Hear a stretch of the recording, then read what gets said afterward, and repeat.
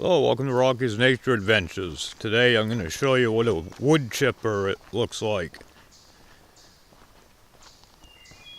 Like I said, they've been logging out back, well, not out back, the side of our trailer. They're going to, log it out. There's a skidder over there. Another machine there. They've logged quite a bit of it already. That's the machine that grinds up the logs.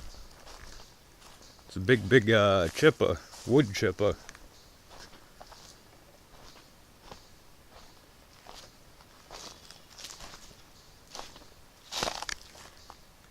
See, and that's where you put your logs in, right in there.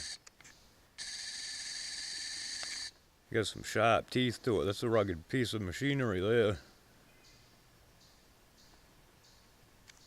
You're probably looking at probably $500,000 anyway for that. And these logs over here, that'll go right in it just like nothing. It'll cut them up like butter. I guess I wanted to share that with you guys. Until next time.